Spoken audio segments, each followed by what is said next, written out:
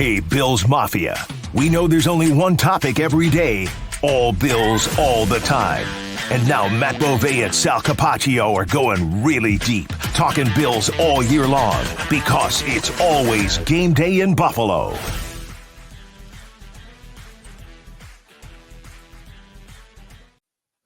Dun, dun, dun, dun. Best music Monday ever. Night Football. It's Best great, and it's your company.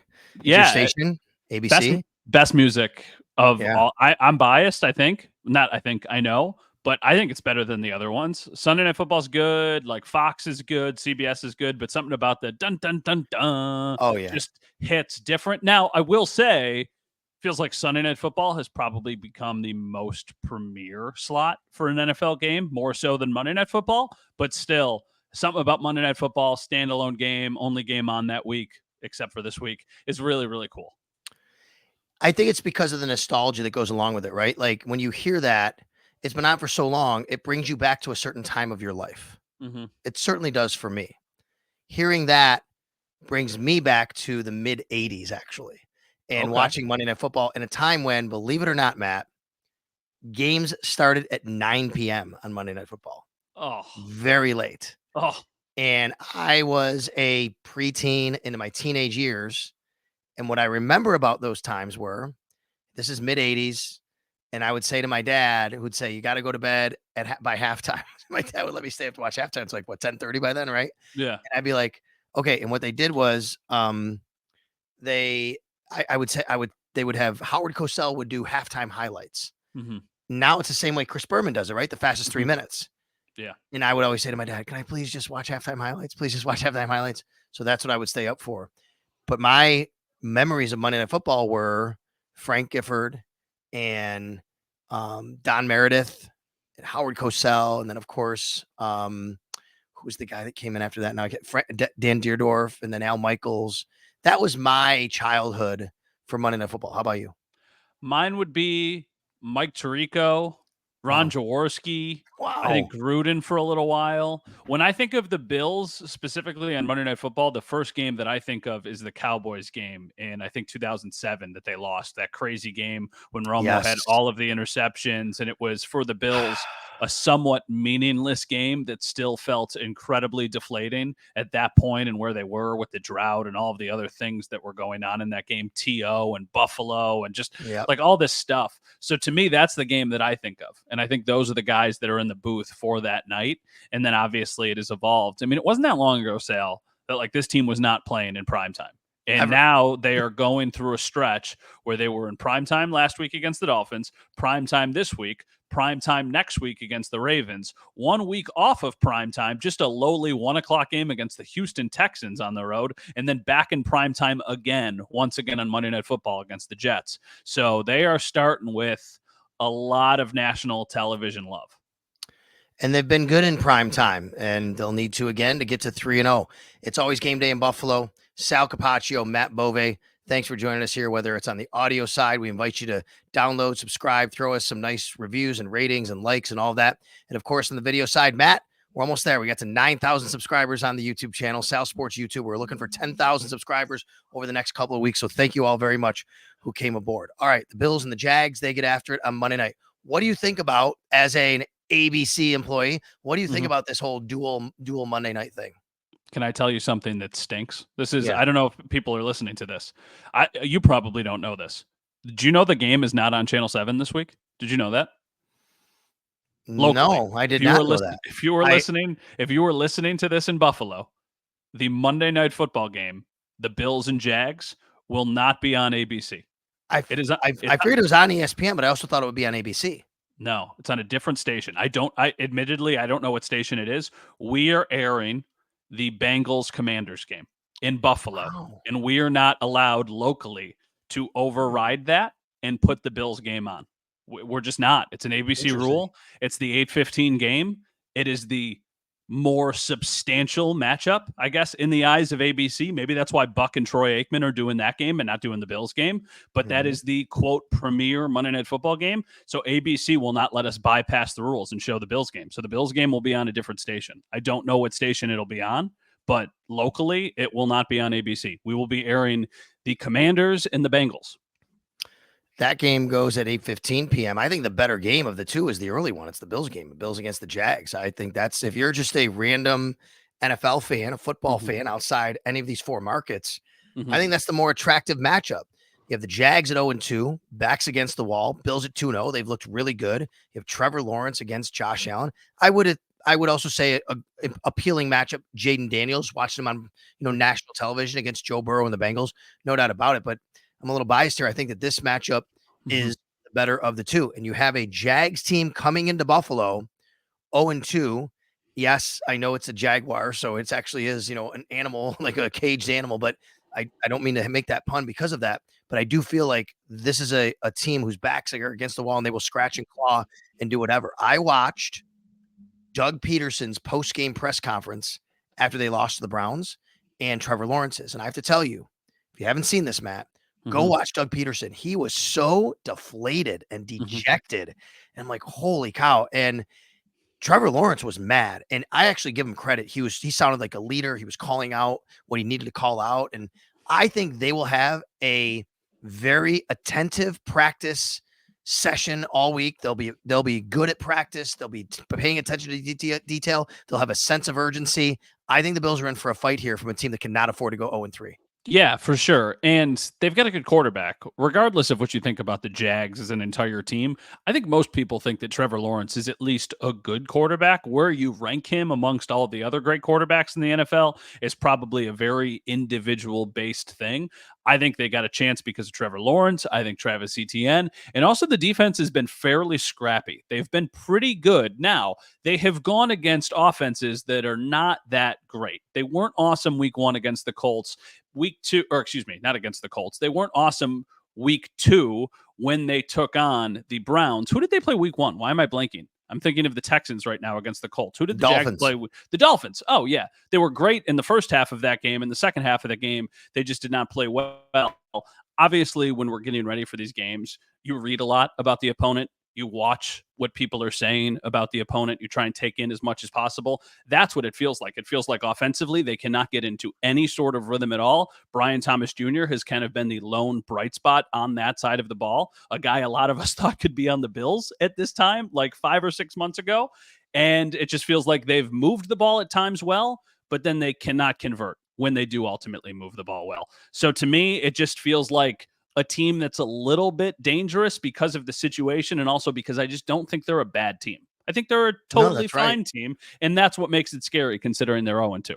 Well, we'll talk about the Bills' injuries in a minute, but a big one for the Jags will be Evan Ingram. He hurt his hamstring before they played their last game. In pregame warmups, he hurt it, so he sat out against the Browns. We'll see if he's available, but man, that would be a tough, quick turnaround for a guy that hurt his hamstring and missed a game. So if you presume that he's not going to play, that's a big loss for the Jags. However, as I've been saying all week, one thing that would concern me for the Bills is the Jags attacking the Bills' second level as far as passing is concerned, because Bale Inspector is going to start for Terrell Bernard, and we know Dorian Williams is going to start for Matt Milano, and you have no Taron Johnson. There's Cam Lewis right there. Look, Terrell Bernard and Bale Inspector and Dorian Williams are very good at getting to the football, seeing and going. They're see ball, get ball, make tackles. That's what they do. They're not known as cover linebackers. I think against Travis Etienne, against Trevor Lawrence, who can use his legs, create, find some guys who are going to kind of come available for them. That's the thing that would concern me in this game going against this offense. Let me ask you this, because this is a very football strategy, big picture, interesting question. I agree with everything you said, but if it was that simple, why wouldn't have the Dolphins had the exact same plan and not really tried to attack the middle of the field as much as we both thought going into the game that they would? Well, I think two things. Number one, I think when things happen on the fly, it's tougher to change your game plan immediately. The Dolphins, the Terrell Bernard got hurt during the game. Yeah. Number two, I think the Bills front seven just did a really nice job to make sure that that couldn't happen anyway, right? And that's what this game might come down to. The Bills front seven has played really well, and Jacksonville had some trouble last week against a very good Cleveland defense, by the way. I don't want to take anything away from them. And Matt, we'll talk about injuries now for the Bills, because obviously with the Bills losing Terrell Bernard, not having Taron Johnson already ruled out, we know those are big blows, but they could get DeJuan Smoot back in this game. It looks like he is going to play. He told us on Wednesday, we were both down there, the plan right now is for him to play. He did practice. He would be going against his former team, and boy, that would be even another boost to a very good Bills pass rush so far. Yeah, Smoot could be coming back, and Javon Solomon could be coming back, right. and those are both players that had strong summers, especially Smoot. I think that they've got big plans for him. That would probably mean we don't see Casey Toohill. And to his credit, Casey Toohill actually had a pretty nice game, at least in contain and making sure that they didn't break off any big plays when he was out on the field. But of course, you would like to have Smoot back out there because I do think that he allows you to have even more versatility, and that is to me where the big mismatch for this matchup could potentially be. It's if the Bills' defensive line has a strong day, the Jags have struggled. Their offensive line has not been able to contain what we saw in Miami, a not that impressive defensive line because of the injuries. Now the Browns ate. The Browns have one of the best defenses in the NFL. So that makes sense. If the Bills, though, can take advantage of that and get to Trevor Lawrence quickly, I think the Bills might be able to have some success on that side of the ball. And then offensively, it's just, hey, do just enough to be able to get a win. But I've been overall fairly impressed with the defensive line. Obviously, you gotta like Greg Rousseau. You gotta like Von Miller. Ed Oliver had a very strong game against the Dolphins. Daquan Jones was also good. So a potential mismatch there. And then on top of it, they could potentially get back Smoot and Solomon. By the way, I'm actually going to say I don't think that means Casey Toohill would be inactive. I don't know if Javon Solomon would be active. That's my guy. I think Javon Solomon, I think all you do is you replace DeJuan Smoot in with whoever was elevated the last 2 weeks, Cameron Klein or Kingsley Jonathan. You don't have to have them elevated. They were elevated and active. So to me, it's a 1-for-1 right there. And I don't know if Javon Solomon gets a jersey. So if you're saying that, then that would also mean that Joe Andreessen basically just replaces Terrell Bernard, right? No, he would replace Bale Inspector, who replaces Terrell Bernard. But yes. Yeah, well, that's yes. You know what I I mean. mean. Yeah, you're right. Yeah. I think it's a choice between Joe Andreessen and Eddie Ulofoshio. Yes. As I look at it right now, I would think Joe Andreessen will get a uniform because he's the next guy in line to be the middle linebacker. If something were happening to Bale Inspector, who are you putting in there? It's Joe Andreessen to me. Yeah, I agree. I mean, that makes the most sense. I feel like if Smoot is available, he will play. I feel like if Andreessen, nothing happens this week, he will play, and we'll see him make his Bills debut on Monday Night Football in Orchard Park, which is pretty cool. I just think they would want to get Solomon in. It will depend. It'll be game plan specific, right? It'll be dependent on what they are trying to accomplish, and maybe with ETN, they go with somebody who's got a bit more experience in Casey Toohill. But you could kind of have this conversation every single week, right? Yeah, Eventually, you have to rip off the Band-Aid, and it feels like doing it at home against a team that you should beat is a better opportunity than going on the road and doing it against Lamar, right? And Casey Toohill is a little bit banged up. He did practice on Wednesday. He's a little bit banged up, but I still think it's not quite Javon Solomon time if they're going to go with that group. But you never know. I agree with you. We had a strong preseason and camp. Well, let's talk about a couple of guys. One very positive and one that we're maybe starting to consider, a little bit what's going on there. All right. It's always game day in Buffalo. Sal Capaccio, Matt Bove. James Cook, offensive player of the week. Well-deserved, 3 touchdowns. He joins Greg Rousseau, who got defensive player of the week a week ago after the opener. 2 straight weeks, a Bills player earns conference player of the week honors. Yeah, I mean, you have to be good when that happens, right? You have to have wins that back it up. And the thing that's interesting to me is could have probably in week 1 had guys on both sides of the ball. It should have probably been Josh Allen as offensive player of the week and Greg Rousseau as defensive player of the week. So, that just and then you could have had that on this week because Jamarcus Ingram had just as much of a claim as anybody with 2 interceptions and a pick 6. So next week will be the special teams player of the week. So big Tyler Bass game and coming potentially. All right. Well, that's a great segue. Why don't you? That's what I do for a living, buddy. Yeah. I mean, they worked out kickers. How confident? Okay. Really, do you think they are? And let's go through the kind of mental side of this. Is this to have them hear the footsteps in the background, or is this genuinely you think that they're interested? Okay. So let me just explain a couple things to people. Okay. You see on the workout list, somebody reports the Bills are working out kickers. Yes. I'm not naive. We all know Tyler Bass has struggled and you can draw a line there. No doubt about it. I would also tell everybody that it is not uncommon to work out all different positions throughout the year. Even quarterback when you don't need a quarterback. It's not like you're trying to replace Josh Allen. The reason why teams do this is throughout the year, they bring in people from different positions. They work them out because if something does happen a week from then, a month, 2 months down the road, you say, hey, we worked this guy out. We got a baseline knowledge of him. We brought him in. He was in shape. Exactly. Let's give him a call. That's why you do it, right? That's why you bring you might see linebackers brought in next week. It doesn't have to mean because it's Roe Bernard. It might. You might see wide receivers. Ooh, are they looking at receivers? No, they're just getting guys. They're getting a profile of someone in case something does happen. However, Matt, it's too coincidental here for this particular position at this particular time to be bringing in kickers. And I do think, despite all of the unwavering from the Bills through training camp and preseason, Tyler Bass is our guy. We're super confident in him. At some point, they're starting to think we have to think about if this doesn't turn around for him. And I do think that that's part of the reason they're doing this. Mm-hmm. It doesn't mean they're moving on from Tyler Bass tomorrow or next week, but I'm telling you, the leash might have got a lot shorter on how much they're willing to accept here. I just was watching, like I'm sure you were, a lot of football over the weekend. And it's a unique position for us because usually on Sundays we're pretty unavailable. So I'm watching Red Zone. And I understand red zone is highlights. It's when you get to the red zone or when you're in a good position to score. But after the 1:00 games, I switched over and just basically watched the Chiefs-Bengals game because obviously it's a good matchup and there's a lot of Bills implications kind of mixed in there. The minute the Chiefs got that penalty and the automatic first down on pass interference, I had no doubt in my mind that Harrison Butker would go out onto the field and make the kick regardless of how far it was. Now, Harrison Butker is one of the best kickers in the league.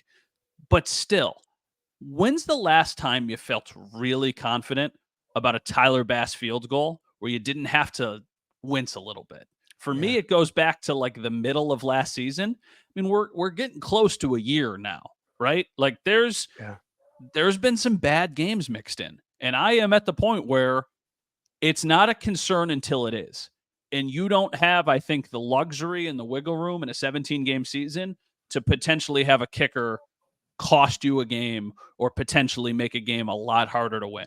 So that to me is why I think that they need to be seriously considering this. And if he has a bad game or two, maybe they sign one to the practice squad. All right, let me ask a question. Let's just say they decide to sign someone. And by the way, the other part of this equation is who's better than Tyler Bass. Cade York is not as good as Tyler Bass. No. He hasn't been. He's one of the guys. Anders Carlson. I mean, like you can talk about moving on from Tyler Bass all you want, everybody. You're bringing in someone who's actually better. You have more confidence in. That's part of the trick here. But the other part is the financial piece. I mean, it costs $4.3 million of dead money to move on from Tyler Bass. So my question to you is, if they were to sign someone, do you think they outright move on from Bass or just keep him on the roster and say, we just need to have somebody else here because we hope he can work through it? That's what I think it is. Now, to your point about who is better than Tyler Bass, I agree. But what they need to figure out is who is better than Tyler Bass right now. Because Tyler Bass numbers are his entire career. Now, it is a very big sample size. But the reason we are concerned about Tyler Bass is not because of what he did 3 or 4 years ago. It's because of what he's done recently. And that's where the numbers have started to dip. So it's going to take longer for those numbers to start to dip because he built a really strong foundation, which is why he got the big contract that he did. I don't think that they would be moving on from Tyler Bass. I think Tyler Bass is going to be on this team for the rest of the year. But if he has a couple other ugly misses, then I think they make a move and at least have somebody on their practice squad kind of waiting in the wings just in case they need them. Now, I read the comments on a lot of the videos more than I should. A lot of people are saying that the last Tyler Bass field goal he missed was tipped. I've watched it back like 10 times. It does not look like it was tipped to me. It just looks like a straight shake. I agree, but I would say it looked like there was a ton of penetration up the right side of the Bills, and I do think it might have forced him to kind of kick it a little bit left to get it away from that penetration, but it wasn't tipped from anything that I saw. I agree. Now, part of this, which is super interesting to me, is for the last couple months, they never brought anybody in. They never brought anybody in during training camp preseason. I think part of that was they didn't want Tyler Bass to hear footsteps. They wanted to show all the confidence. Well, now we're doing the opposite, right? Which is this because you want Tyler Bass to be kind of on notice and see how he reacts to this? Because obviously Tyler Bass knows they worked out kickers, Matt. Yeah, for sure. This is one of those things that's a layer of coaching that I think rarely gets talked about. And they need to figure out the side of the game up here between the ears of like what's better for our same time. That's what I mean. That's a good screenshot there. That's a good screenshot. Yeah. What's better for Tyler Bass? Is it to know that his job is not ironclad safe and that there are people that are being worked out behind him? or is it to know that you've got all the confidence in the organization? I guess it's just a person by person basis. I don't know the answer to that. I don't know if it's better to feel like you're super secure and that you have a longer leash, or if it's to always think someone's over your shoulder and always be kind of keeping an eye behind you. I don't know the answer to that question. Me neither. And it's going to be fascinating to see how this goes. You know, what would help it if Tyler Bass hits a couple big field goals and kicks, on Monday Night Football against the Jacksonville Jaguars. It's one miss this year. It was just a really ugly miss. Yeah. A really ugly miss. So that's why, to me, it's one ugly miss and also one almost critical mistake at the end of the Cardinals game where he kicked it out of bounds. So it's a couple things, but if you have this continuing in games that are, the Cardinals game was close, but what if the Bills game was a one possession game when he misses that kick? The game completely changes. Matt Bove, WKBW TV, Sal Capaccio, WGR Sports Radio 550. It's always game day in Buffalo. Mike Robier producing. Thanks a lot for joining us once again on YouTube at Sal Sports. And of course, wherever you pod, we invite you to download, subscribe, throw us a nice rating, review, and like. What do you make of? There's been so much talk about the numbers are just striking how little and less, I should say, passing there's been in this league this year. Passing touchdowns, scoring is down. Teams are running the ball more. And look, we know it's schematic. We know that's a big part of it, right? It's the too high shell. This has been talked about. But, do you think this goes back a little bit the other way this year? Or are we in here for are we going to be like this all year? And how does it impact the Bills? I think that it's going to get closer to what we're used to as we get further away from the start of the season. I think that the start of the season, usually things are a bit more conservative. It takes a little bit longer for the offense to get acclimated than it takes for the defense to get acclimated. I think that these numbers are going to continue to climb. Like, I don't think we're talking about a lot of games where Josh Allen has 130 passing yards or whatever he had against the Dolphins, and the team is still able to win. Because there are outliers, right? You see Derek Carr, you see Kyler Murray, you saw Tua in the first game. Josh had a really impressive second half. And I think this is a potential matchup where passing the ball might be your best way of moving the ball offensively because they got a pretty banged up secondary. So I think that maybe this is it always feels like this happens with the league.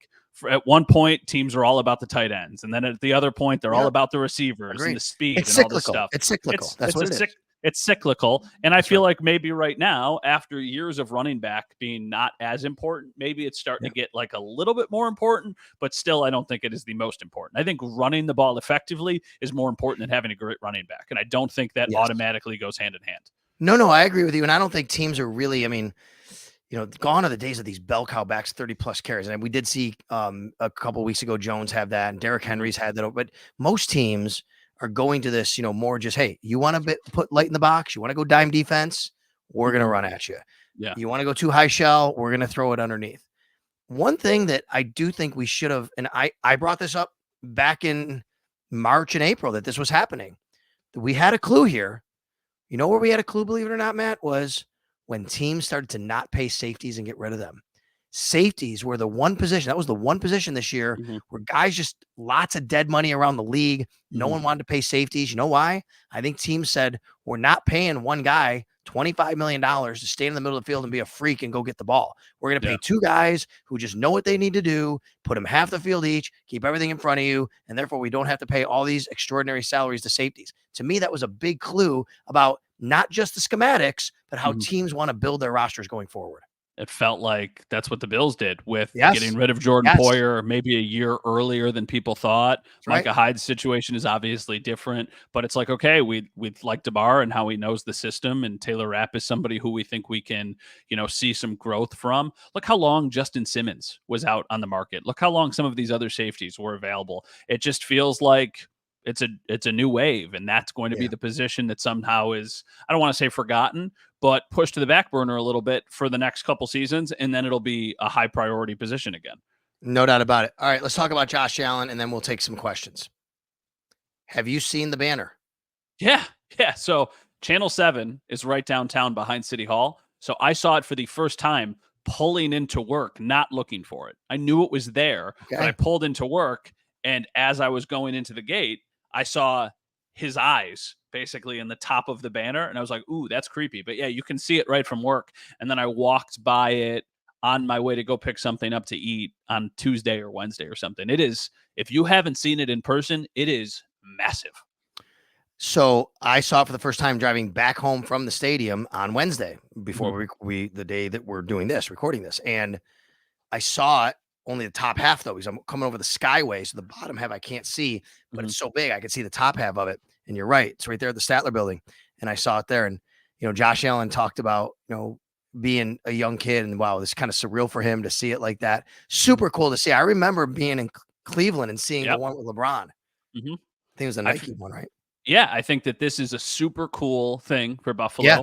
I think that it's going to become not like a tourist destination, but people will go out of their way to go see this billboard. I mean, if you were coming into town for a Bills game and you don't live here, you'll make it a point to shoot downtown and go get your picture in front of the billboard. So I know that there's like a lot of permits and mumbo jumbo that goes on with getting these things up. I just hope it stays up as long as possible because I think it's cool. I think that building is under a ton of construction. So it's not like there's people living on the other side of those windows. And as long as it's not an inconvenience for the building or they're breaking any rules, I think it should stay up as long as possible.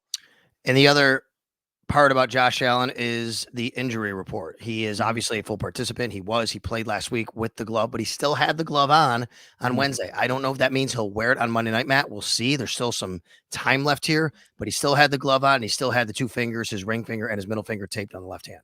Yeah, for sure. I mean, didn't seem like it impacted him a ton on Thursday Night Football. However, there was the one fumble with Connor McGovern. So I don't know if that was just miscommunication, if it came a little bit sooner than he thought, if the snap was a little low. It honestly just looked like a flubbed exchange. Like it looked like a play that Josh should make. I don't think that really had anything to do with the hands. Okay. Before we answer some questions here, Matt tweeted out at Matt_Bove. Obviously, a storyline this week is the return of both Gabe Davis and Mitch Morse. Yeah. How do you think they will be received by Bills fans? And how do you think they should be received by Bills fans? I think they'll both be received well. I don't think that either of them left on bad terms. You just did that. I don't think you agree. You don't agree. I don't. Really? I think Mitch Morse will be absolutely loved by Bills fans. I think there will be much more of a 50-50 on Gabe Davis. And I don't agree with this, by the way. If you're a fan that's going to the game listening, you have a right to cheer and boo whoever you want. That's not telling you that at all. But I don't think Gabe Davis got quite the respect he should have for being a good player in a Bills uniform. And a lot of fans latched on to the negatives of Gabe Davis over the last couple of years. And I think that his reception will not be as good as it should be to me. Yeah. Gabe Davis co-hosted an episode of this podcast. Remember that? I was unavailable and Gabe came on and did it. We both had good relationships with Gabe. He did the podcast. I went down and did some stuff with him in Orlando. I always liked him as just a guy. The thing about Gabe to me is he was a 4th-round pick. He so overexceeded expectations when he was drafted, and he gave the Bills one of the best performances that they've ever had from a receiver, maybe that they have ever had from a receiver in a game that they still lost. And I think that has nothing to do with him. I think that inflated a lot of the perception about what Gabe Davis was right afterwards. And a lot of it was like, well, he's immediately going to be a number 2 wide receiver and he's ready to take on this role. I don't think he's a perfect player by any stretch. I also don't think he's a bad player. I think he's got a skill set that teams were able to, that the Bills were able to at times take advantage of. Run down the field, Gabe. We're going to try and hit you over the top. And I saw a lot of videos of Josh over the years, just like highlight plays. Gabe is on the other end of a lot of them. So he made some big plays for this team. And I don't think that I agree with like if people are booing him, but like you said, everybody is absolutely entitled to he's a 4th-round pick who played way above what anybody expected and then got a bunch of money. That's literally the dream for every 4th-round pick. And it shows that it was a good draft pick. That's a good draft pick. You get a 4th-round pick to give you that production, and the guy who's often gets paid. It's the same way I always say that about Tremaine Edmonds. Tremaine Edmonds was an excellent draft pick. He played 5 years, and he became the highest paid player at his position. How can you say it wasn't a good draft pick? I mean, it's crazy to think about. By the way, through 2 games, Gabe Davis, 6 catches, 105 yards. All right, Matt, you tweeted it out. You got any good questions for us coming our way? Can I, before we answer these questions, I want to ask you, he is not a very popular person amongst Bills fans. Did you see Nick Wright's take on the Bills about being overrated and underrated in the Bills? Did you see any of this? The one last week I did, and I totally agreed with him about how the names were overrated, but the talent was underrated, or something like that. I something we've talked about a lot. I've never agreed, I think, with a take as much as that individual take. So basically, if you're listening, if you're watching, what he said on their show on FS1, I don't know the name of the show, was that for so long he viewed the Bills and a lot of their players as overrated. And eventually, when those guys left, people started to underrate the team. But in actuality, the Bills are actually more dangerous and more capable because new guys are going into those roles. And basically, he was saying, you look at the Bills losing Micah Hyde, Jordan Poyer, Tremaine Edmonds, Gabe Davis, Stephon Diggs, and you go, how could that team ever be as good without those guys? And his point was, I think for a lot of their time in Buffalo, those guys were overrated, and Josh Allen and some of the other people elevated them, and now they're doing the same for some younger players. I do think that those were very good players, but at the end, they were not the same. Right? No. Jordan Poyer was not the same. Micah Hyde was not the same. That's Tre'Davious White was not the same. Matt Milano has not been the same. Like a lot of these guys that they're without, they've been without a lot in the past. And that's why I think maybe the Bills are sneaking up on some people right now. Yes. Sorry, I didn't mean to interrupt you there, but I will tell you, that's the part that I heard from him that I absolutely agree with, that we've all kind of said, which is if you're just seeing this from afar, you could see, oh my God, look at these names. Oh my God, going to be a step back year. Now, Nick right aside, he said that differently, but most people would say, oh my God, Tre'Davious White, Micah Hyde, Jordan Poyer, Gabe Davis, Stephon Diggs, Mitch Morse. But when you're closer to it, I think a lot of us understood, hey, those guys didn't contribute a ton the last couple of years. Mitch Morse did. Of course, he was a really good player. And Gabe Davis, I just said, he was a very good player. But Stephon Diggs did not that much at the end of last year. And Tre'Davious White and Jordan Poyer and Micah Hyde, they all had their injury issues. And they played a lot of last year without Matt Milano. They're playing a lot this year without Matt Milano. So, yeah, that's a good point by Nick Wright. And we're never going to say that again on this program. Yeah. No, I'm okay. Nick, actually, he's a Syracuse guy. And, hey, you know what?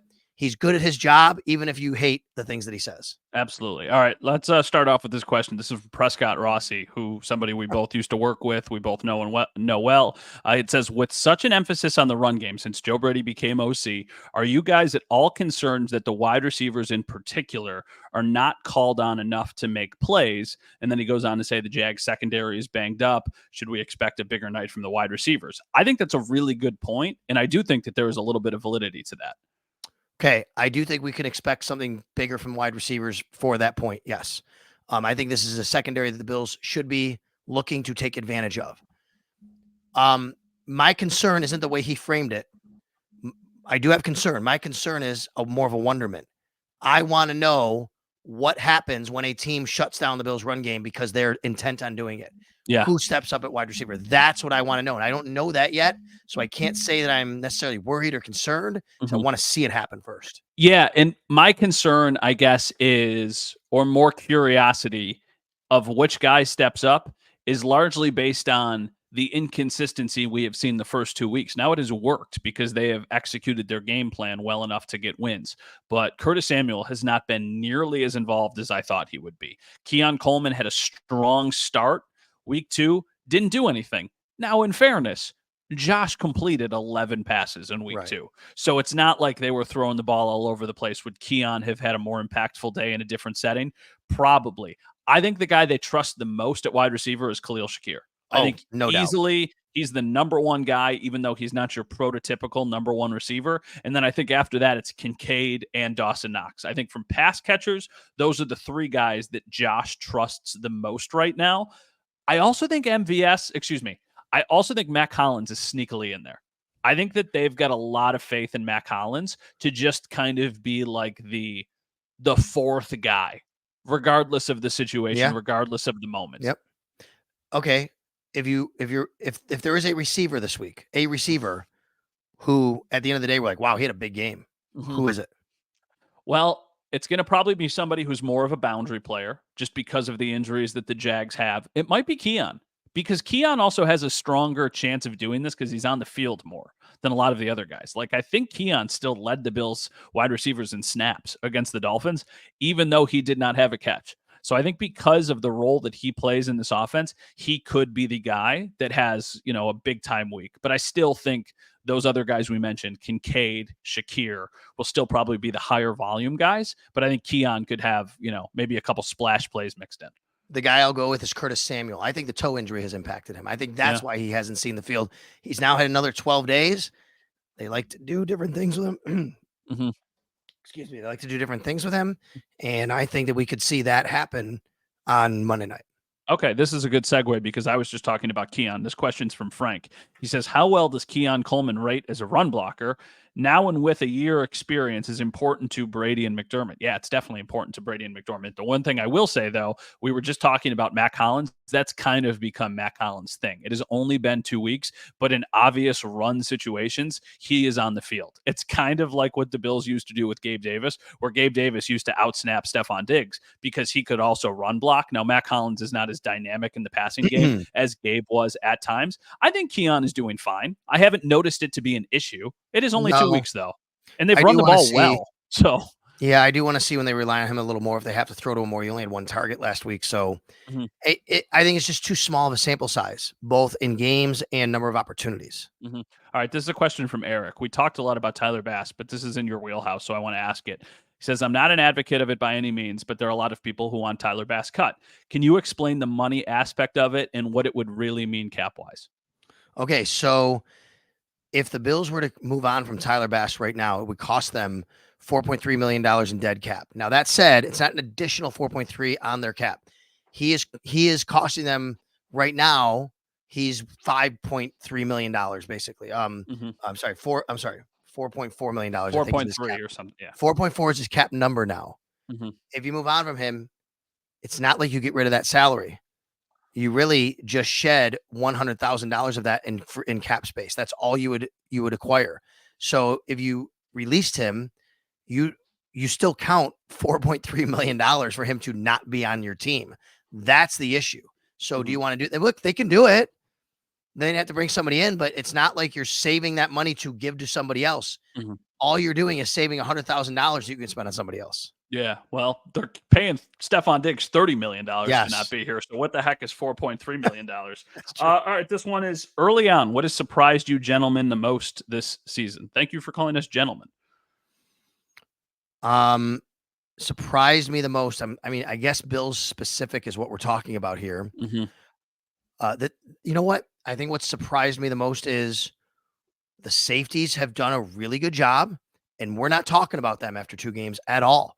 Damar Hamlin has done his job exactly the way he's been coached to do it, and that surprised me. Not that, and as you know, I've said here, hey, you know what? I think the safeties will be okay. They don't need to go out and get Micah Hyde. What I've thought, though, is that so far through to what I have thought. Zoom into me. Somebody said Micah Hyde. Cut to the one shot. Cut to the one shot. What I did think was going to happen, though, is there would be a couple big plays given up, and that would just kind of be normal. It hasn't happened yet. For me, it's Von Miller. And it's not even particularly close. Von Miller was getting to the quarterback. He was getting to Tua. He was getting there in less than 2.5 seconds on all of the pass rush wins that he had. He has a sack in both games. This is a player who last year literally did nothing. They are getting something from Von Miller, and that is allowing them to have more success as a defensive line on obvious passing downs. Greg Rousseau looks good. Obviously, I still think he's their number one guy, but Von Miller has also given them a whole new added benefit that they had not had last year. So I think you've got another guy who you can line up on 3rd down, tell him to go get after the quarterback, and maybe once in a while he's going to win. I thought going into the season, 5 or 6 sacks would be a really good output for Von Miller. Now I think he might be a double-digit sack guy based off of what we've seen in the first 2 weeks, and that would be a huge benefit for them. I think keeping him off of the field is making him better when he is on the field. I think those fewer snaps are allowing him to be a more dynamic player when he's out on the field. I think it's a good way to put it, for sure. This one is from, I believe it's Soya, Soya. I apologize if I said that wrong. What positions do you think the Bills target for potential trades before the deadline? And Chris also asks, will the Bills make a splash before the deadline? So a couple people already thinking about the deadline. I know. I just think we're way too far away from that. Right now, I think they like their team. I think that might depend on the timeline of injuries and what they think that might happen. Do they need another linebacker to help out? Where are they at wide receiver? what they've seen between now and then. That's not injury related. Where they at safety between now and then. I have a hard time conceptualizing right now where they might want to make a deal 2 months from now, essentially. I don't disagree with you at all. However, this is fun. I'm having fun. Okay. Here's a fun one. This is very unlikely. The Devontae 49ers. Adams. Oh, yeah, that's a good one, but it doesn't feel as realistic. Okay. The 49ers are struggling. They're not doing as well as they thought they would be. Christian McCaffrey might not play this season. They've already got other injuries that are becoming a bit of a concern. Maybe they're trying to start thinking about the future. And Deebo Samuel's name pops up.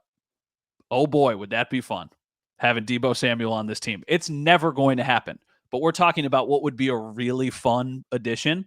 Deebo Samuel, his name was thrown around in the summer. They've kept Brandon Ayuk. They figured out something with Trent Williams. Everybody else is getting paid. Eventually, they got to pay Brock Purdy. I don't think Deebo Samuel is on the 49ers at this time next year. Maybe they just move on from him a little bit earlier than we expected. That would be fun. And once again, if like a 49ers fan is listening to this, this is not happening. This is just a fun thing to talk about. I mean, while you're at it, if that's the case, then why don't they just trade for Nick Bosa? Well, I mean, or Christian McCaffrey, or, maybe you could make a trade for Patrick Mahomes and then you could have both of them on the field. By the way, Nick Bosa is under contract for like another 4 years. So it's, yeah.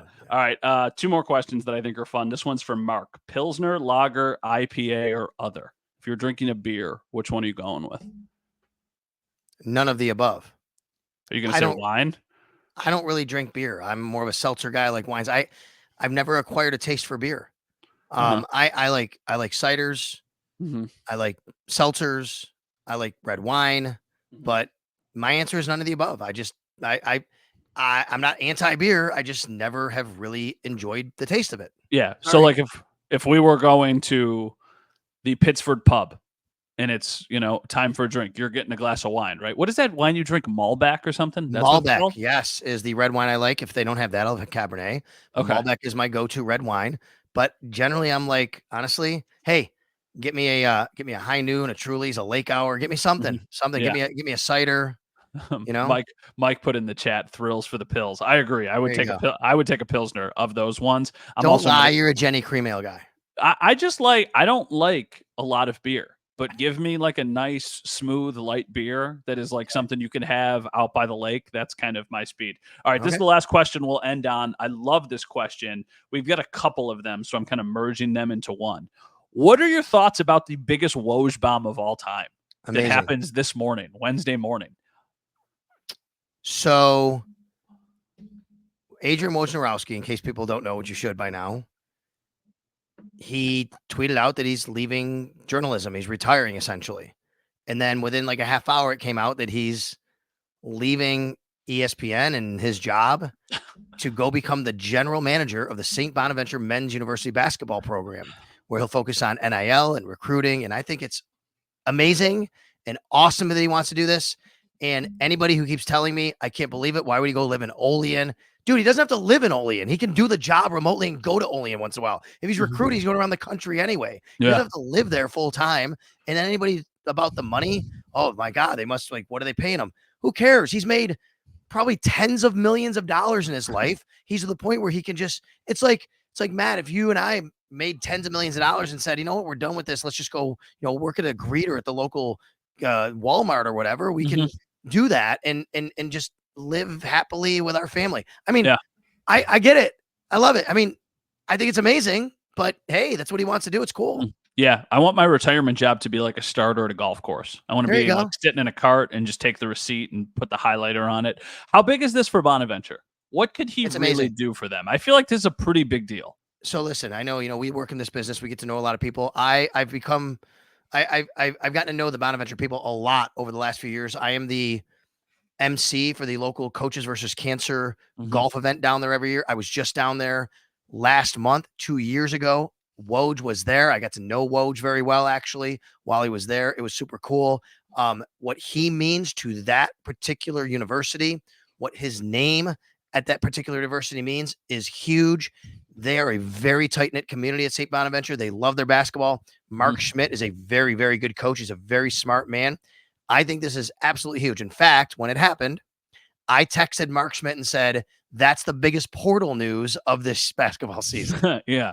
Well, you're right. I mean, Woj means to St. Bonaventure almost what Sal Capaccio means to Syracuse, or what Matt Bove means to Buff State. I think it's really big.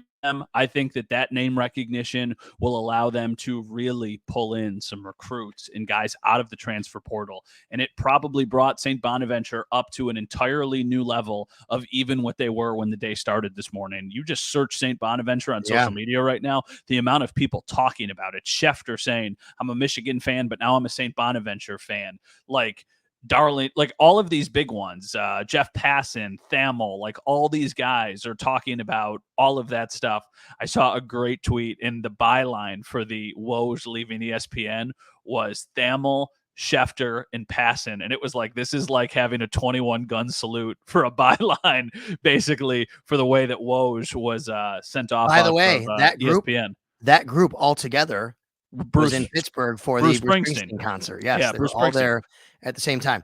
Listen, the other under talked about part of this, which is the name recognition is great, Matt, but the actual like operation of the job, the connections he has in basketball to agents and marketing people to do his job for NIL is going to be extraordinary for St. Bonaventure. Yeah. Oh my gosh. It's the perfect hire. And it's the perfect job for him to, like, I don't want to say take a step back, because this is still going to be a lot of work, but compared to what he was doing and literally probably living on his phone 16 hours a day, this will be, I'm sure, a much more manageable and welcomed workload. So I think it's super cool. Yeah.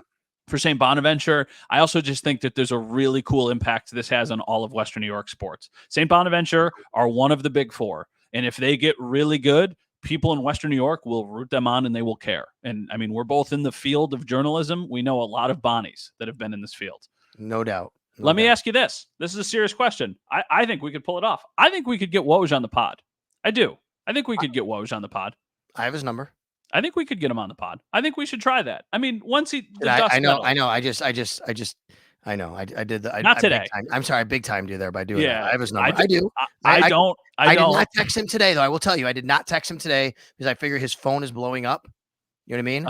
I mean, he was probably getting yes. texts from LeBron James and Kevin Durant and Michael Jordan and all of those people. So that's why you got to wait a little bit to text him, so then he actually sees it, because today would be crazy. That's a pro tip. When something 100%. Big happens to somebody, always wait it out a little bit, so then they actually remember that you reached out. Yes, that's true. I think that is possible. I probably not for a little while, because I'm sure that, you know, there's a lot of things, but eventually I think that's very possible. Yes. Yeah, I think we do it. Let's do it. Okay. You got it. All right. Anything else that we need to discuss? I think we're ready to rock and roll here for Monday Night Football. Little awkward pause there. It looked like you wanted me to end the show. I didn't know if you were going to end the show. So I'm just going to do it. I'm going to end the show. That's Sal Capaccio. I'm Matt Bove. We're recording this in the middle of Jags week. We will talk to you guys again very soon, probably a quick episode before the Jags game. We want to do those quick episodes more. We've tried it the last couple weeks. Let us know. Give us some feedback if you like that. Hopefully you guys do. We're on a push to get Sal 10,000 subscribers on YouTube. So make sure to, like for us, it's for subscribe. It's for both of us. And that's it. So for Sal Capaccio with WGR 550, I am Matt Bove, Channel 7. Have a great rest of your week. We'll talk to you soon.